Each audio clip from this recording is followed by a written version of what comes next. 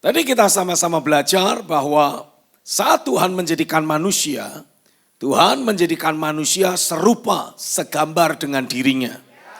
Diperlengkapi dengan berbagai kemampuan supernatural, karena memang manusia dijadikan bukan sebagai manusia biasa.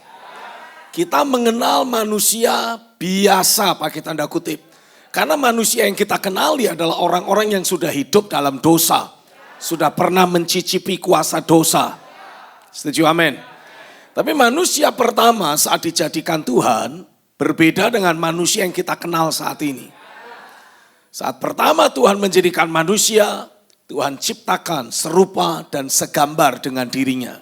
Secara naturally manusia berfungsi, katakan manusia berfungsi menjadi representasi Tuhan dan partner kerja Tuhan di atas muka bumi ini. Amin. Dengan keberadaan manusia sebagai representasi dan partner kerja Tuhan, secara naturally juga, secara alamiah, manusia punya kemampuan-kemampuan supernatural.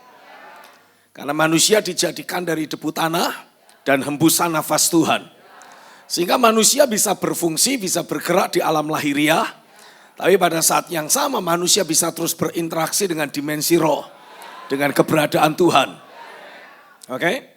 Kalau saudara melihat di dalam grup, di sana saya mengirimkan ada berbagai potensi keadaan manusia sebelum kejatuhan.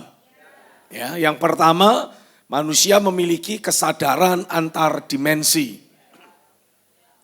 Ada orang di sini.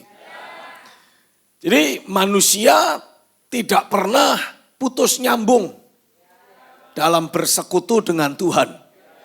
Harusnya, bilang harusnya, kita juga tidak pernah mengalami ada masa-masa sepertinya Tuhan hilang dari hidup kita.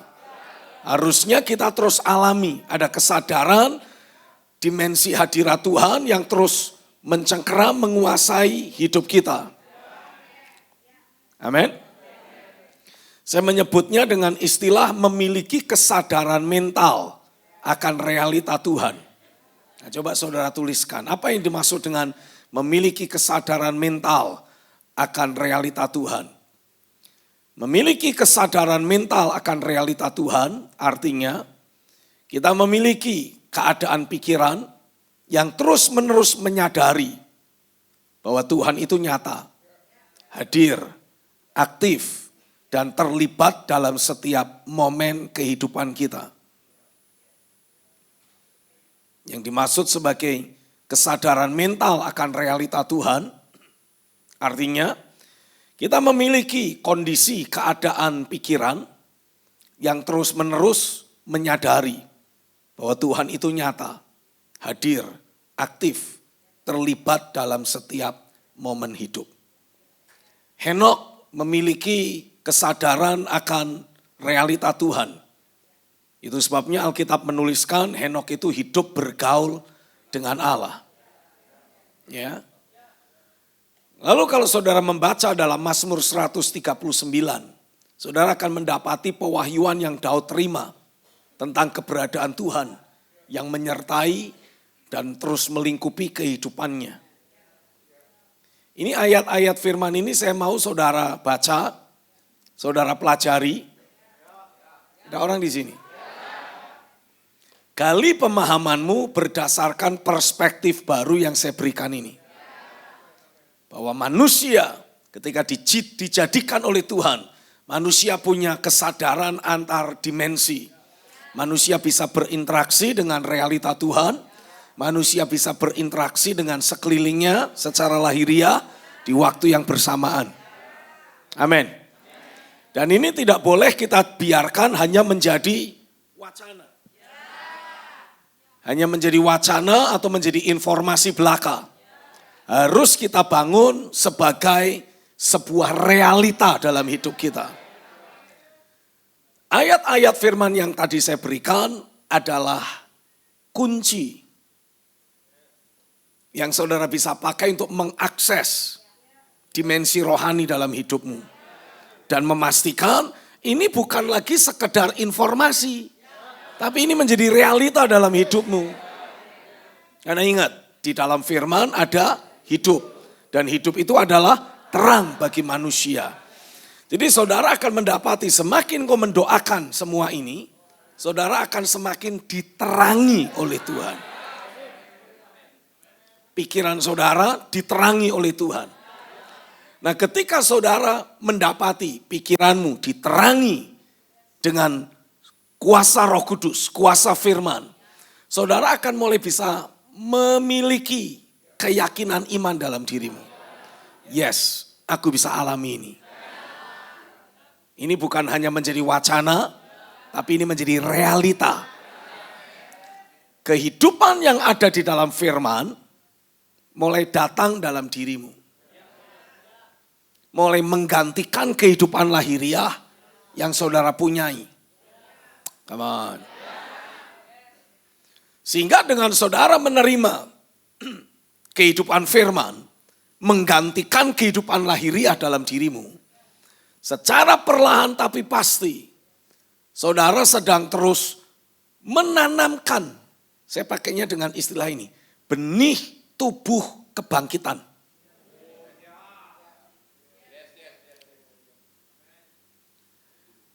Sehingga saudara akan mengalami yang dapat binasa ini mulai mengenakan yang tidak dapat binasa. Yang dapat mati ini mulai mengenakan yang tidak dapat mati. Ini memang sebuah proses.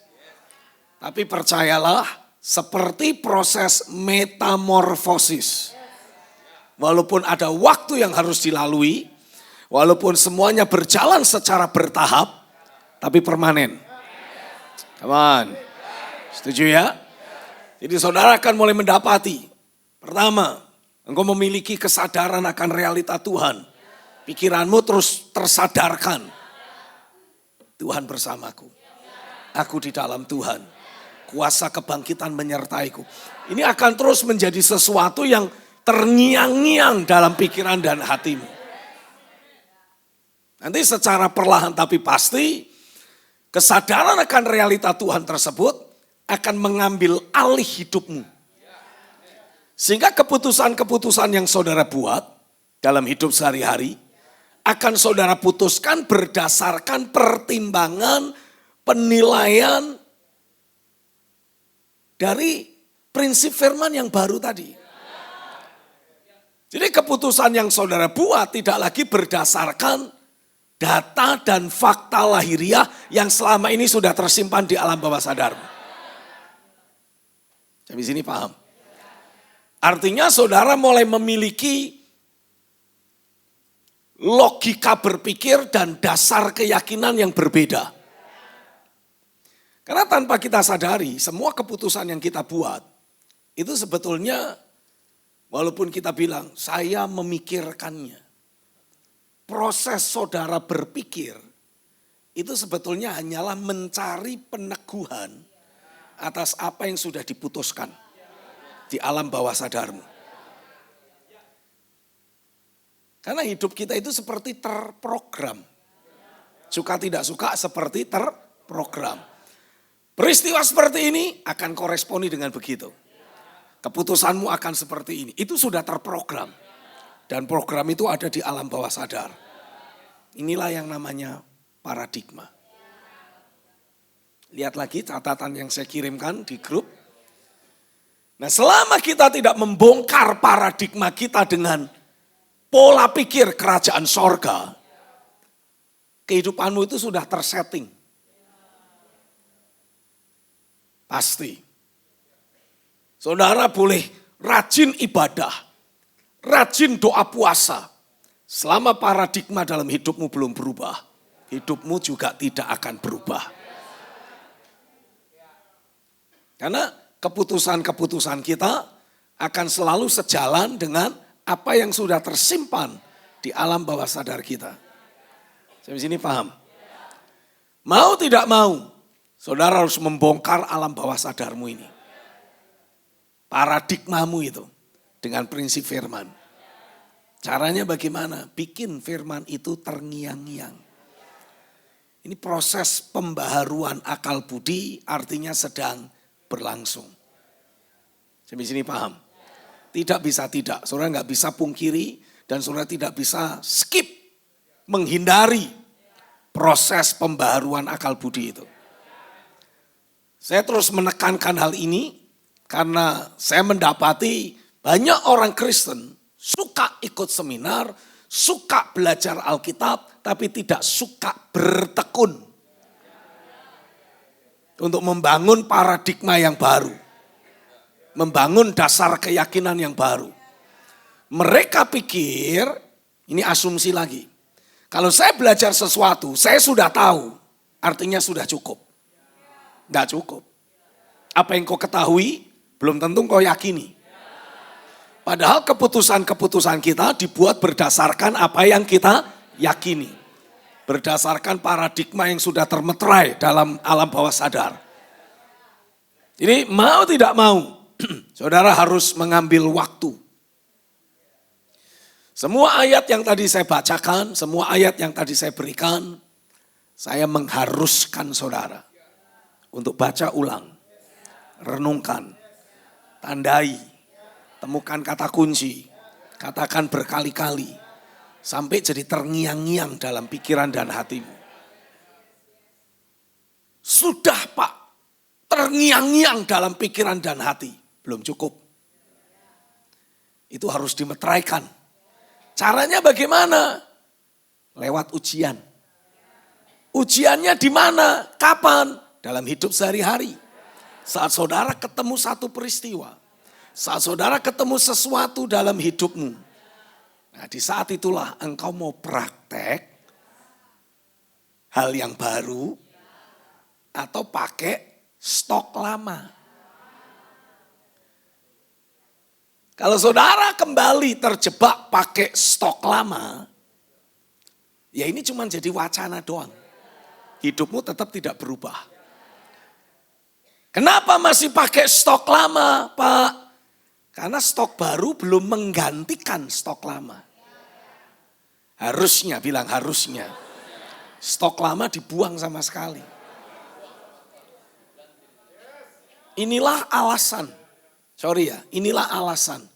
Kenapa saya menyuruh banyak pendeta dan banyak saudara sebagai jemaat, please. Kalau saudara ingin menikmati realita Tuhan, tolong jangan dengerin khotbah pendeta lain. Tahu gak sebabnya? Supaya saudara tidak terus nyetok stok lama. Karena sorry to say, tidak semua pendeta, belum semua pendeta memahami doktrin kerajaan. Mereka masih khotbah.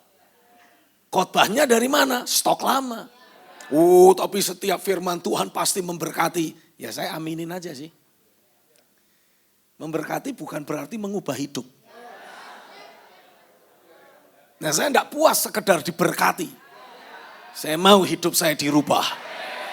Dan saya mau saudara juga berubah. Tapi untuk mengalami perubahan hidup, gampangnya gini. Keputusan-keputusan yang kau buat juga harus berubah. Kalau saudara lagi kepepet. Nah ini biasanya ceritanya asik. Kalau lagi kepepet. Saat saudara lagi punya banyak kebutuhan. Lalu saudara mendapati, selama ini dompetku intermittent fasting. Yang tersisa cuma tinggal selembar. Dan itu pun warnanya gak ada yang cerah-cerahnya gitu loh. Minimal kalau biru gitu kan cerah gitu. Apalagi kalau merah, wes.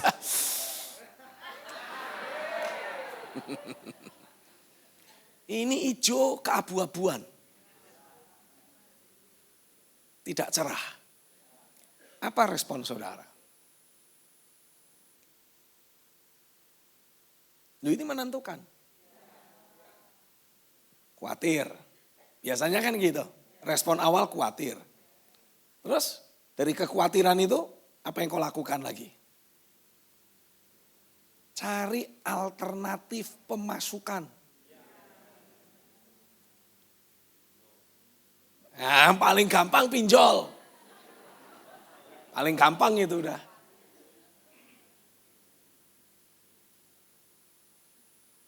Tapi itu kan tidak menyelesaikan masalah.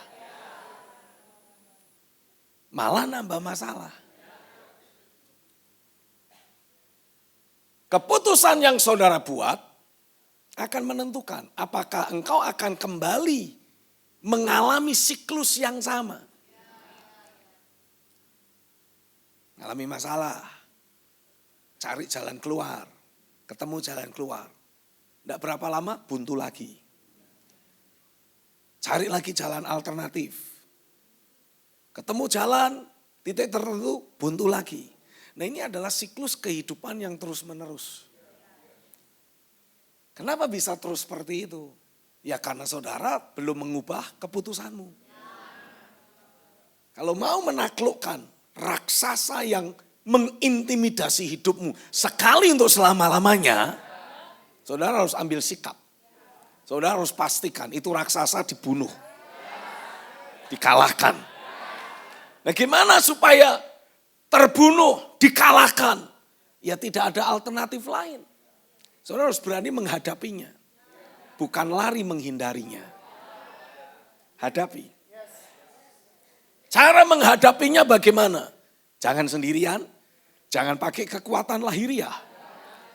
Hadapi dengan Tuhan. Ambil katakanlah kebutuhan ekonomi menjadi raksasa dalam hidupmu. Oke? Jangan hadapi dengan putar otak. Jangan hadapi dengan cara cari jalur yang lain. Enggak ada jalur resmi, jalur non resmi. Tidak ada jalan halal, semi haram pun jadi. You akan terus berputar-putar di masalah yang sama. Yang harus dilakukan apa? Putuskan. Hadapi bersama Tuhan. Bawa masalah kita, minta untuk Tuhan kasih arahan. Ketika Tuhan mulai memberi arahan, taati. Gampang kok. Menjadi sulit. Karena kita masih punya paradigma yang lama ini loh. Paradigma lama kita apa? Kalau enggak berusaha, enggak bisa hidup. Harus berusaha. Kelihatannya enggak salah. Kelihatannya baik. Tapi tidak akurat. Saya mau saudara belajar memahami. Kecenderungan manusia karena efek memakan buah pengetahuan baik dan jahat, dia akan mencari alternatif mana yang baik, mana yang enak. Ada orang di sini. Dia tidak cari alternatif yang dari Tuhan, karena dia sudah kadung bikin alternatif sendiri. Dia memutuskan menjadi inisiator. Kalau saudara mau berubah, balik sama Tuhan. Dan jadilah eksekutor. Sebetulnya poinnya di situ, simple, sangat mendasar. Balik lagi sama Tuhan, tanya Tuhan, ini kondisiku seperti ini. Aku tahu pasti ada yang salah. Di mana salahnya tolong Tuhan tunjukkan dan apa hal benar yang harus aku lakukan. Simple itu aja. Kalau saudara melakukan itu aja, tiap kali saudara ketemu sesuatu, itu yang kau buat. Dan ketika Tuhan memberi arahan, taati, lakukan. Saudara sedang menggenapi nubuatan Ulangan 28. Kalau kamu baik-baik mendengarkan suara Tuhan Allahmu dan melakukannya dengan setia, Tuhan bilang apa? Aku akan angkat engkau jauh lebih tinggi dari bangsa-bangsa yang ada di atas muka bumi. Simple. Alasan kenapa sampai saat ini kita masih belum alami, kita ditinggikan Tuhan di antara bangsa-bangsa. Ya karena kita masih belum punya langkah ketaatan yang total. Kita enggak dengar-dengaran dan taat. Kalaupun kita bilang, saya coba dengar dari Tuhan. Tapi karena paradigmamu keliru, yang kau pahami, yang kau dengar dipahami dengan cara yang keliru. Jadi saudara punya mindsetmu sendiri. Nah itu sebabnya penting untuk kita belajar. Sekali lagi menggali apa sih potensi manusia. Apa sih keberadaan manusia sebelum kejatuhan. Karena harusnya, bilang harusnya kita hidup seperti itu. Bahkan lebih baik, lebih hebat, lebih berkualitas. Kenapa? Karena ketika penebusan Kristus terjadi dalam hidup kita, kita dijadikan ciptaan baru. Bilang aku adalah ciptaan baru. Kita ini versi yang lebih baik dari Adam.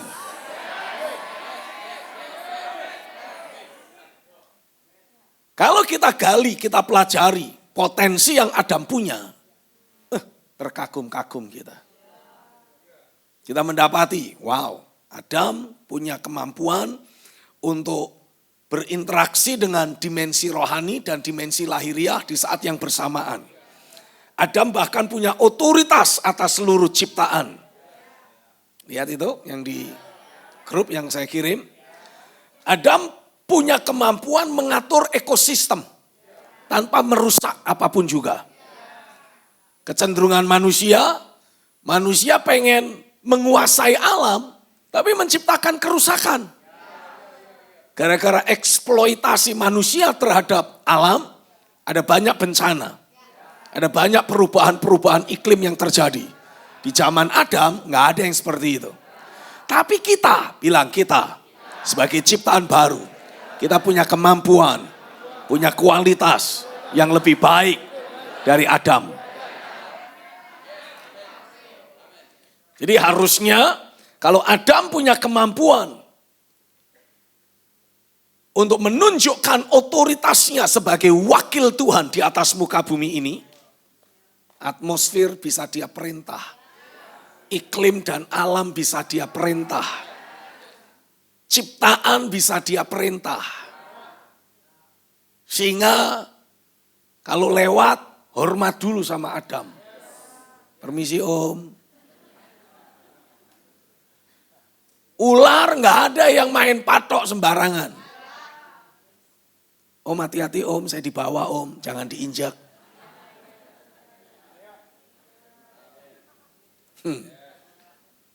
Karena Adam adalah wakilnya Tuhan. Berani otak-atik Adam artinya lagi otak-atik Tuhan sendiri. Adam diganggu, Tuhan merasa terganggu. Jadi otoritas dan otorisasi yang Adam punya di atas muka bumi ini, istilahnya gini, menang-menangan. Kebayang gak sih kalau saudara jadi orang yang menang-menangan? Segala sesuatu bisa dijadikan, bisa direalisasikan. Ada orang di sini. Tapi tidak dengan sembrono. Semuanya tetap dalam harmonisasi. Kalau kita merujuk kepada apa yang Yosua lakukan. Matahari, diam. Bulan, berhenti. Itu bisa terjadi kekacauan kosmik.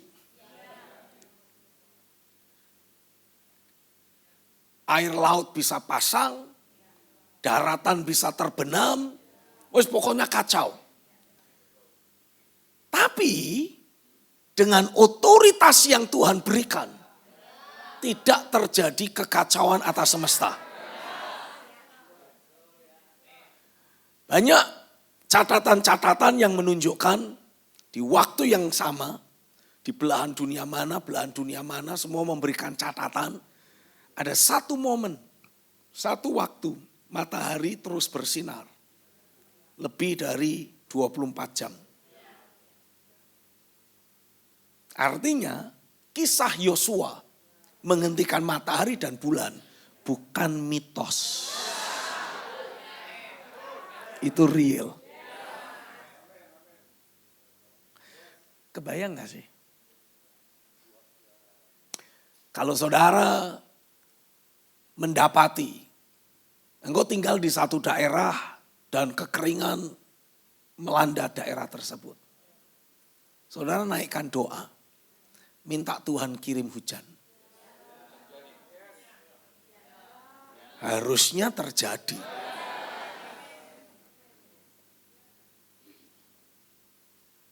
Buat saudara yang mungkin sering ngomel sama pemerintah. Kenapa ini? Banjir terus. Nah. Kenapa saudara tidak doa? Minta supaya Tuhan lakukan sesuatu agar banjir berhenti.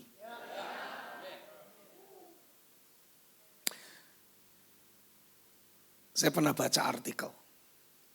Ada satu desa tertentu di Sumatera sana.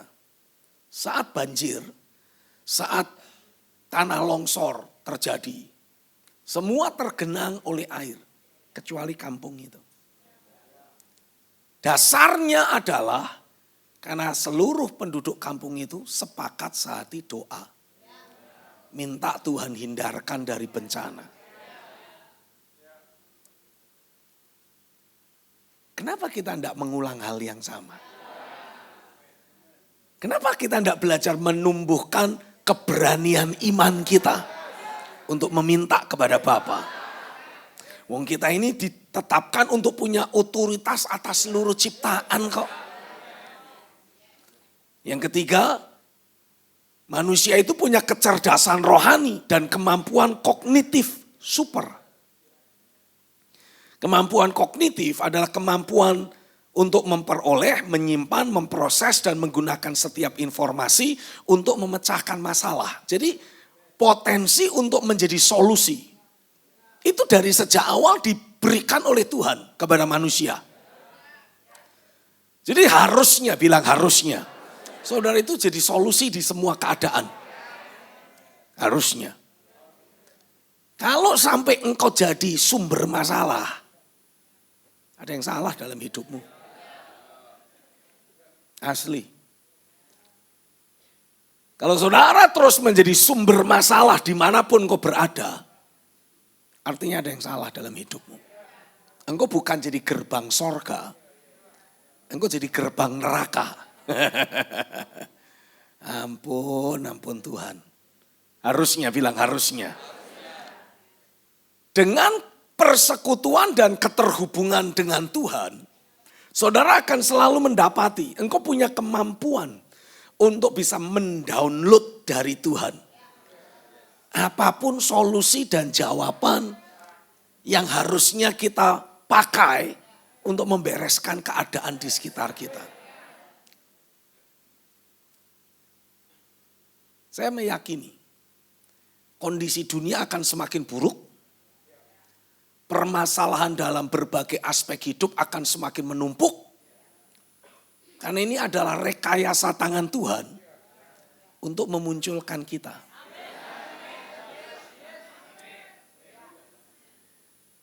Karena yang menjadi solusi adalah kita.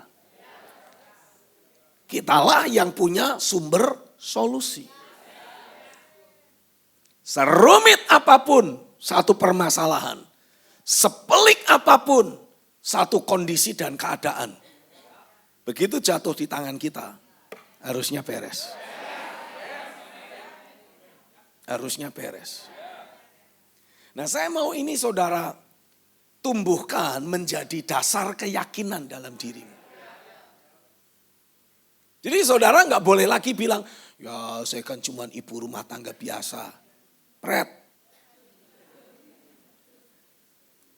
Dalam keluarga pun kan ada masalah.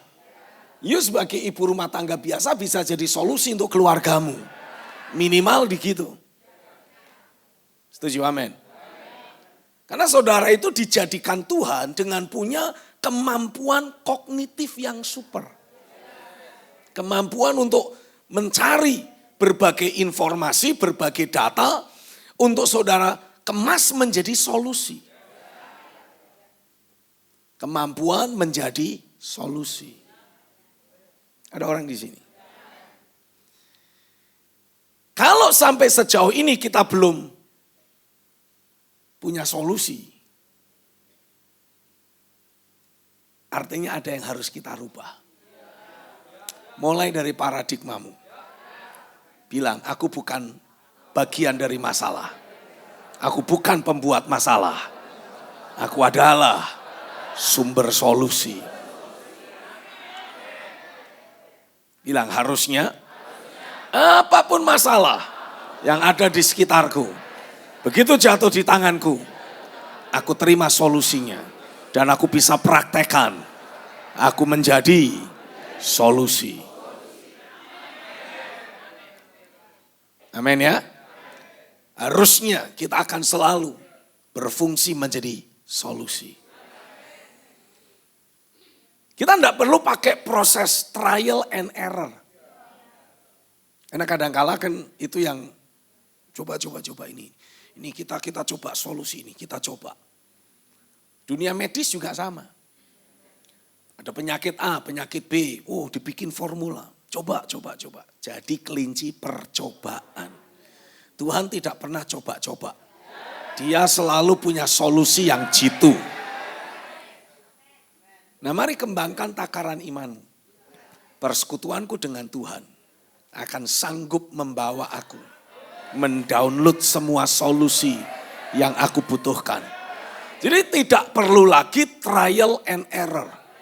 Walaupun ini belum pernah terjadi, belum pernah bisa berhasil, tapi ketika ada di tangan kita, kita bawa di hadapan Tuhan, kita ketemu solusi dari Tuhan, pasti berhasil.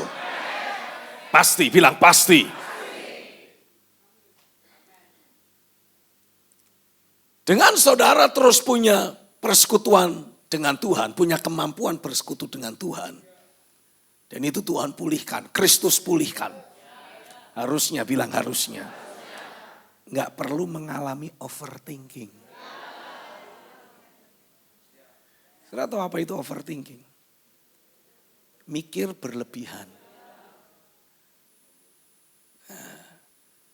Yang enggak perlu dipikir pun akhirnya kepikiran. Dan ini melelahkan. Seringkali kita jadi overthinking karena kita berpikir belum ada solusinya. Padahal di dalam Kristus selalu ada solusinya. Nah, kita ini karena belum tersambung, belum mengalami sinkronisasi, makanya kita jadi bingung sendiri. Overthinking. Banyak khawatir, banyak mikir, gelisah, anxiety. Kalau saudara punya jawaban yang dari Tuhan, engkau alami realita Tuhan, semuanya jadi tenang. Nggak perlu lagi overthinking, nggak perlu lagi sulit tidur. Nempel bantal, langsung sudah take off. Nggak perlu lagi menghitung anak kambing. Karena susah tidur. Ya. Bahkan saudara tidak perlu mengalami kebingungan. Karena pada dasarnya pikiranmu ini, bilang pikiranku, adalah kepanjangan tangan dari hikmat Tuhan. Jadi apapun yang menjadi hikmat Tuhan harusnya bisa langsung datang ke pikiran kita. Dengan mudah kita terima, dengan mudah kita kenali. Dan itu menjadi solusi buat kita. Amin. Jadi saya berdoa, biarlah mulai dari hari ini tangan Tuhan terus ada atasmu. Tuhan mengembangkan takaran imanmu. Dan saudara alami pekerjaan firman dan roh. Membawa engkau memiliki kemampuan kognitif yang super. Punya kecerdasan emosional, kecerdasan spiritual yang terus bertumbuh. Kesadaran akan realita Tuhan semakin hari semakin kuat bekerja dalam dirimu, menguasai engkau. Sehingga engkau mendapati apapun permasalahan yang ada di sekitarmu, engkau mampu dan dimampukan Tuhan menjadi solusi di sana. Terjadilah di dalam nama Yesus. Amin. Amin. Biarlah kehidupan sehari-hari kita mencerminkan pekerjaan tangan Tuhan dalam hidup kita. Selama saudara bisa fokus. Bilang kata kuncinya adalah fokus. Bilang fokus. Kalau saudara bisa terus fokus dengan Tuhan, saudara akan selalu mendapati semua kemampuan yang tidak engkau miliki bisa saudara download dari Tuhan. Wong hidup kita itu sebetulnya kayak smartphone kok. Saudara butuh hitung-hitungan. Harusnya ada aplikasi kalkulator. Saudara cari di smartphone saudara, kok enggak ada. Yang saudara lakukan apa? Download doang. Tapi kalau nggak punya internetnya, nggak punya jaringannya, nggak bisa. Saudara harus pastikan dirimu terhubung, tersambung. Jadi dengan mudah saudara bisa download. Saudara mengalami sinkronisasi. Setuju, amin. Makanya penting untuk kita sebagai hamba-hamba Tuhan, sebagai jemaat, saudara menyadari, kok aku nggak bisa begini ya? Kok aku nggak jadi solusi ya? Download dari Tuhan.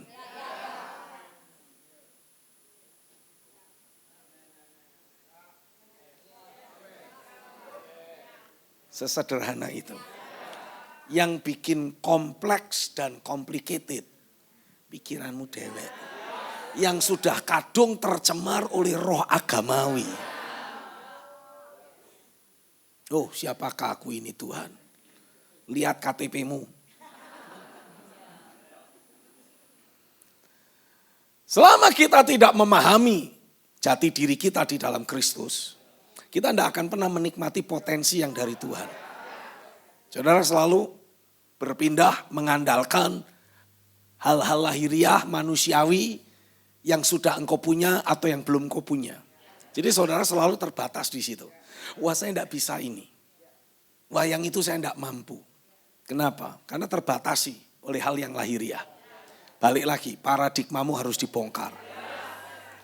Kalau saudara terus belajar membangun dasar keyakinan dalam hidupmu. Adam saja punya kemampuan kognitif super.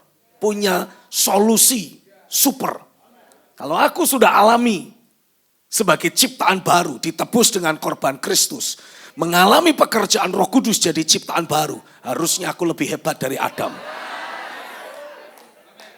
Kalau itu terbangun jadi dasar keyakinan, begitu saudara mentok dengan satu kasus, satu hambatan, kesulitan, saudara tinggal download dari sorga. Gampang. Kayak smartphone. Begitu di-download, diaktifasi, langsung deh bisa berfungsi. Oke? Sampai sini jelas ya? Paham ya? Jangan menganggap susah, Dad. Nggak bisa, Pak. Mustahil itu. Tiada mustahil bagi Dia. Selain tidak ada yang mustahil bagi Tuhan, tidak ada yang mustahil juga bagi orang yang percaya. Saya berdoa roh iman ada atasmu. Saya berdoa dalam dirimu terbangun keberanian iman. Untuk meminta, untuk percaya, untuk menerima dari Tuhan sendiri di dalam nama Yesus. Amin. Biar itu terus terimpartasi dalam hidupmu. Tapi ingat baik-baik, ini semua baru akan bisa teraktivasi saat saudara menghadapi sesuatu.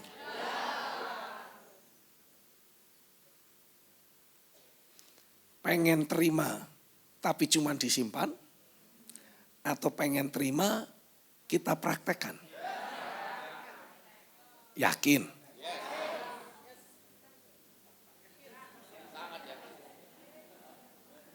Artinya siap-siap loh.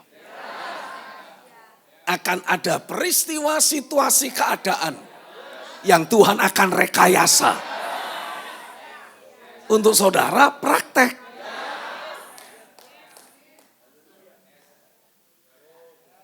Saudara belajar P3K. Apa itu namanya? CPR. Kalau cuma latihan pakai boneka, nggak seru. Latihannya harus langsung sama manusia. Tapi artinya saudara harus siap menghadapi antara hidup dan mati. Dan percayalah, lewat tanganmu hidup.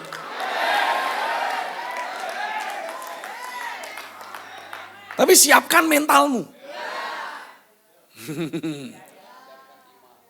Karena saya mendapati gini.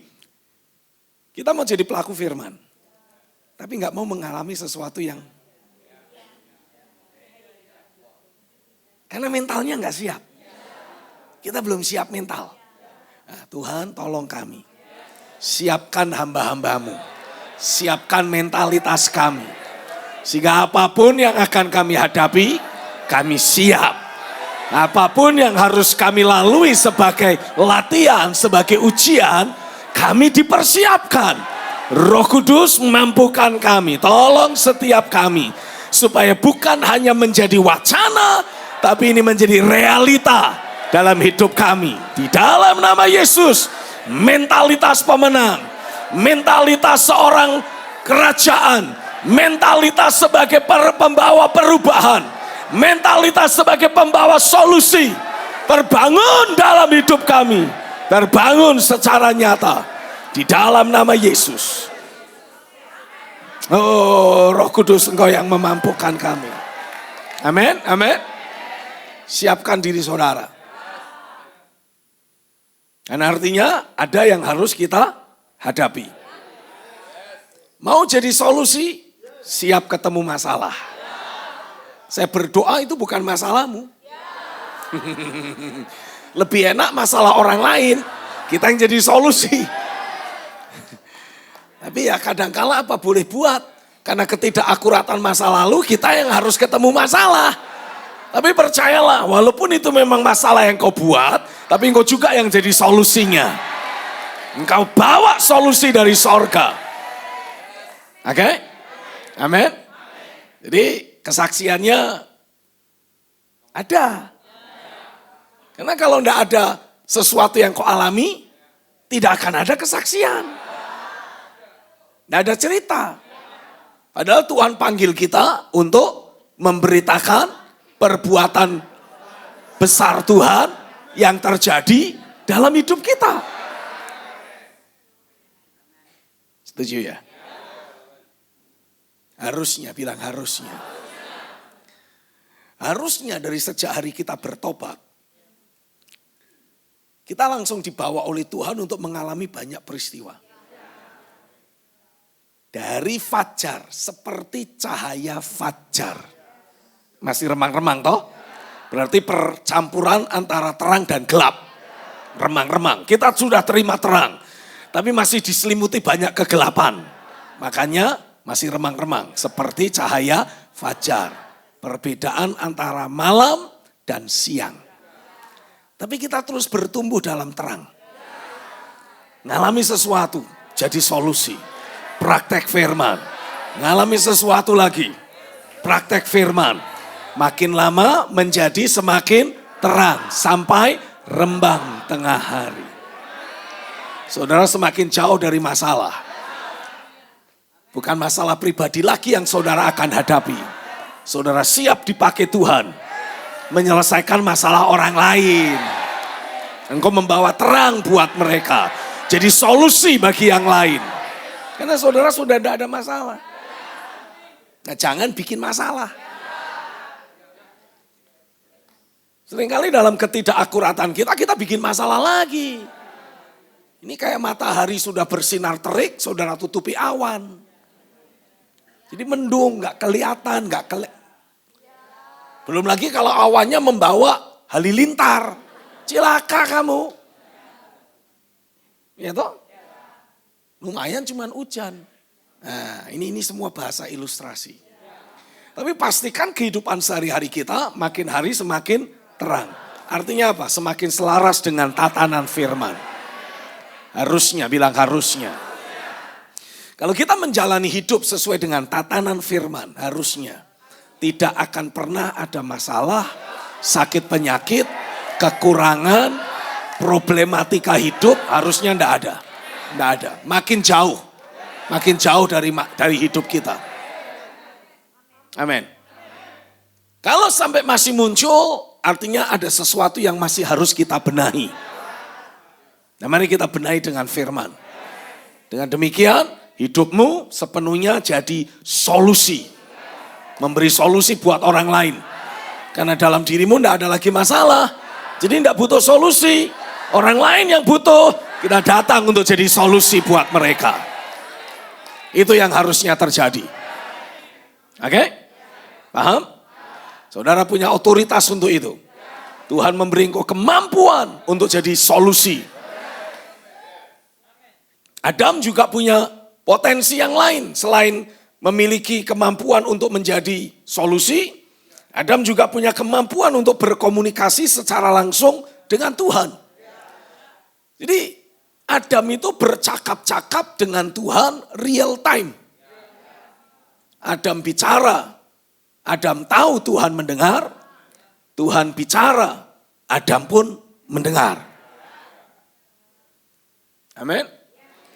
Jadi memiliki kapasitas berkomunikasi secara langsung dengan Tuhan. Ada dialog dua arah.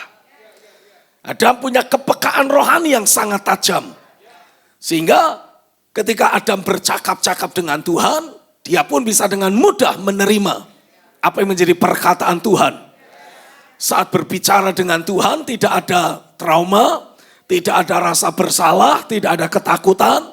Karena Adam tidak mengenal dosa. Saya berdoa engkau akan terus hidup dalam keakuratan. Sehingga tidak perlu ada tuduhan hati nurani.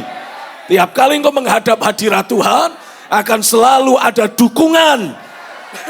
Ada pekerjaan firman dan roh yang memberi keyakinan padamu. Bahwa Allah berkenan atas hidupmu. Setuju, amin.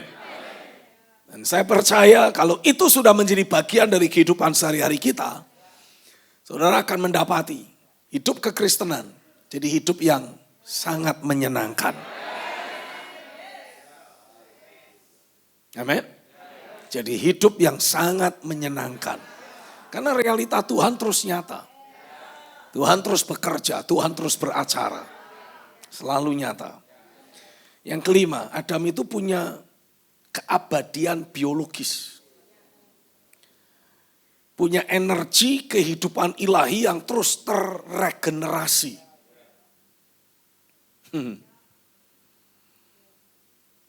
Karena Tuhan tidak pernah mendesain adanya kematian dalam hidup manusia. Sejak Tuhan menjadikan manusia, sampai peristiwa kejadian 3 terjadi, kita nggak tahu udah berapa tahun itu manusia hidup di Taman Eden. Nggak pernah ada catatannya. 1000 tahun? I don't know. 10 tahun? Kita nggak pernah tahu. Yang jelas, manusia tidak mengalami proses penuaan. Selama manusia hidup baik-baik saja dengan Tuhan, tidak pernah ada proses degeneratif. Nggak ada. Nah coba saya pengen bacakan beberapa ayat Alkitab buat saudara. Kitab Amsal, pasal yang keempat.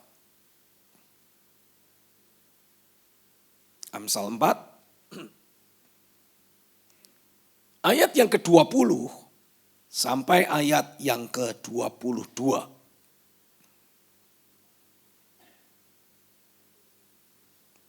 Ketemu semua?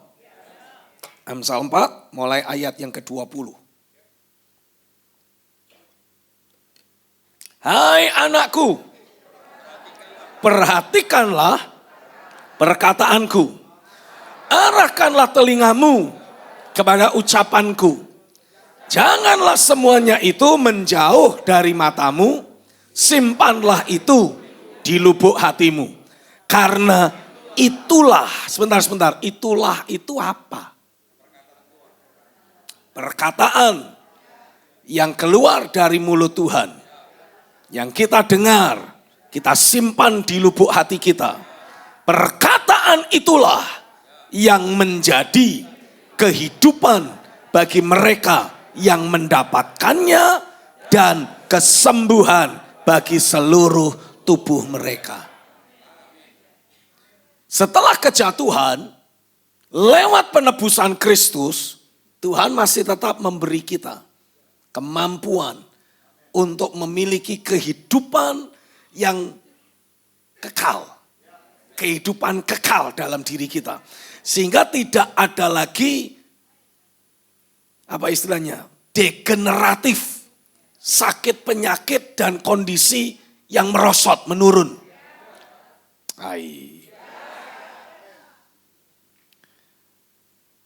Saya membaca terjemahan yang ayat yang sama dalam terjemahan The Passion.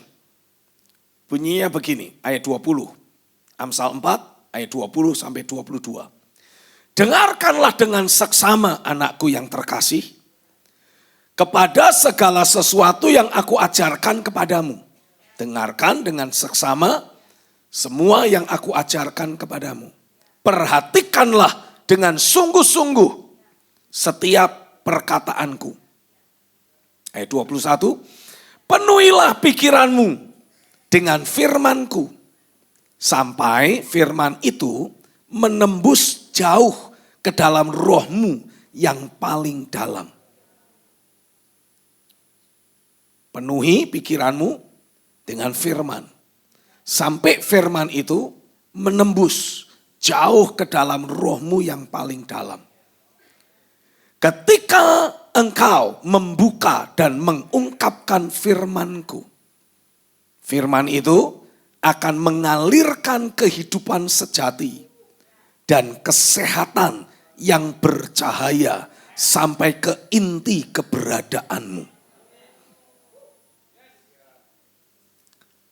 As you unwrap my words, terjemahan bahasa Inggrisnya, they will impart true life and radiant health into the very core of your being. Jadi saudara tidak lagi mengalami proses degeneratif. Jadi kayak Adam, tidak tahu sudah berapa lama dia hidup sebelum kejatuhannya. Karena Tuhan tidak pernah menjadikan kematian untuk ada dalam hidup manusia. Tapi balik lagi, ini adalah paradigma yang saudara harus bangun dalam dirimu. Kalau enggak, saudara akan bilang gini, ya amin sih, tapi kan, ya oke lah, tapi logikanya kan enggak kayak gitu.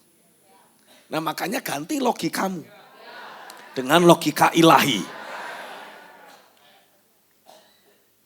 Selama saudara tidak belajar mengganti logika dalam hidupmu dengan logika ilahi, saudara akan terus hidup dalam kemanusiawian. Begitu saudara ganti logikamu dengan logika ilahi, saudara baru akan nikmati kuasa kebangkitan Kristus akan berlaku atas hidupmu. Coba lihat lagi itu, catatan yang saya berikan kepada saudara. Kalau saudara terus membangun logika ilahi dalam hidupmu, saudara akan mendapati ada banyak hal-hal yang secara supernatural akan terus terjadi dalam hidupmu.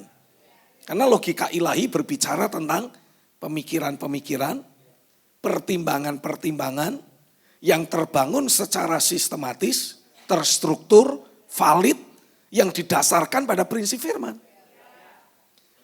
Pernyataan roh yang saudara terima itu harus mempengaruhi dan menentukan pengambilan keputusanmu. Sehingga apapun keputusan yang saudara ambil, walaupun seringkali bertolak belakang dengan logika manusia, ini akan menjadikan saudara ada dalam posisi pelaku firman.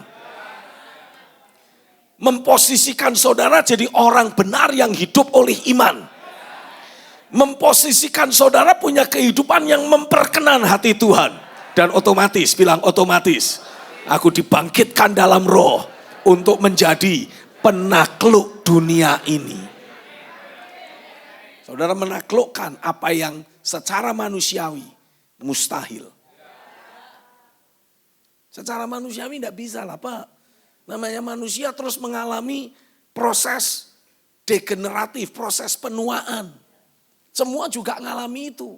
Ya semua. Kecuali saya. Kecuali saudara. Pokoknya di dalam Kristus kita ini dibedakan. Diistimewakan. Dikecualikan. Biarin yang lain semakin bertambah tua. Silahkan. Kecuali aku. Itulah dasar keyakinanku. Bahkan saya mau ngomong gini. Kematian tidak bisa menyentuh hidupku.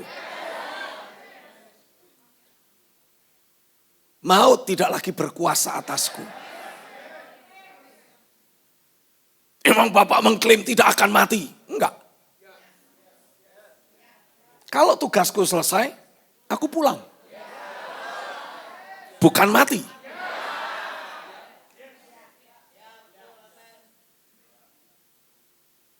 Nah ini paradigma yang harus dirubah. Karena selama kita belum mengubah paradigma kita, saudara akan terus dibayang-bayangi oleh rasa takut mati. Naik pesawat goyang-goyang, langsung bahasa roh. Darah Yesus. Ya masih lumayan. Daripada saudara teriak-teriak ketakutan. Tapi itu kan wujud Kristen kita yang lagi takut.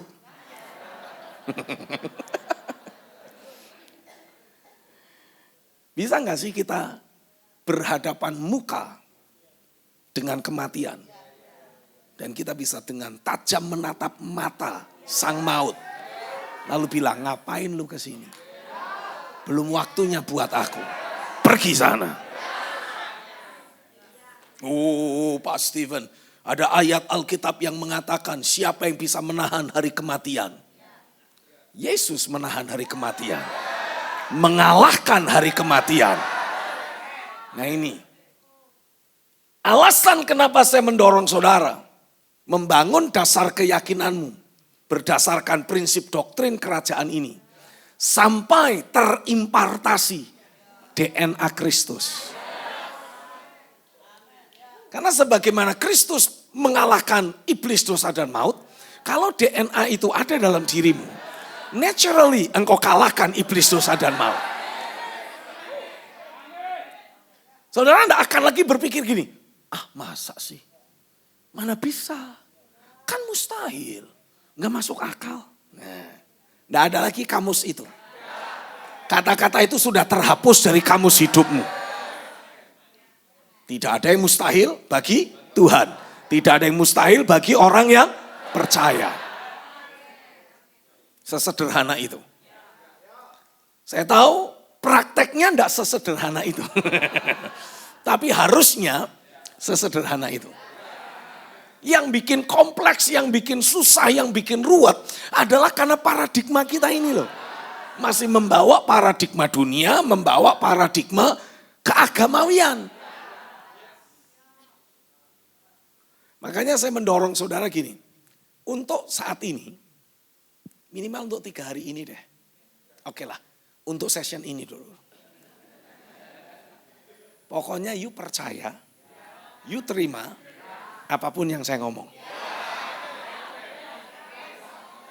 Simpen dulu sebagai angpau sorgawi. Pemberian Tuhan. Anugerah Tuhan. Terima dulu. Mungkin belum langsung menggantikan stok lama. Tidak apa-apa. Tapi saudara terima dulu.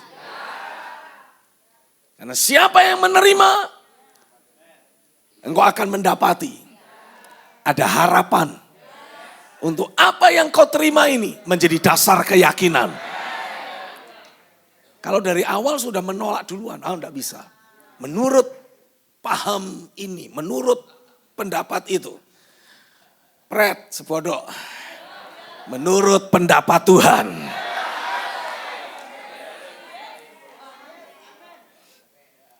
Ya itu kan hanya ada di Alkitab. Ya itu kan tokoh-tokoh tertentu yang mengalami. Kenapa saudara tidak belajar menggabungkan dirimu? Menjadi bagian dari tokoh-tokoh tertentu itu. Kenapa kecenderungannya kita selalu memisahkan diri? Yang lain bisa, saya tidak bisa. Itu paradigma, mentalitas yang harus dirubah. Setuju amin? Harusnya, bilang harusnya. Kalau satu orang percaya mengalami, ngomonglah. Kalau satu orang percaya mengalami hal yang ilahi, harusnya aku juga boleh mengalami, bisa mengalami, karena aku memiliki Tuhan yang sama. Ya Pak Steven, kan Tuhan memberi anugerah berbeda-beda. Nah itu mindset agamawi. Itulah yang dibahasakan oleh Paulus dengan sebutan benteng-benteng dan kubu-kubu keangkuhan manusia yang dibangun untuk menentang pengenalan akan Allah. Jadi apapun yang Tuhan ngomong lewat hamba Tuhan atau apapun yang Roh Kudus singkapkan, kita bantah. Selalu kita anulir. Tuhan ngomong A, tapi kan begini. Tuhan ngomong lagi B, tapi kan begitu. Tuhan ngomong C, tapi kan begini. Ya udah Tuhan bilang gini, sak karepmu. Tuh kalau Tuhan udah sampai ngomong gitu, rampung kita. Tapi itulah yang seringkali terjadi. Kenapa dalam hidup kita ada satu fase, sepertinya kok Tuhan gak ngomong apa-apa lagi. Pernah gak ngalami itu? Dan sekalinya Tuhan bicara lagi, Tuhan merujuk kepada hal terakhir. Yang dia ucapkan, yang dia perintahkan, yang tidak engkau lakukan. Yang belum saudara praktekkan. Dia tunjuk yang itu lagi. Kalau saudara belum lakukan, Tuhan belum bicara apa-apa lagi. Begitu saudara lakukan, saudara akan mendapati Tuhan melanjutkan percakapannya dalam hidupmu. Ini kalau saya bayangin ya. Ada banyak dari saudara itu kayak orang lagi freeze gitu loh.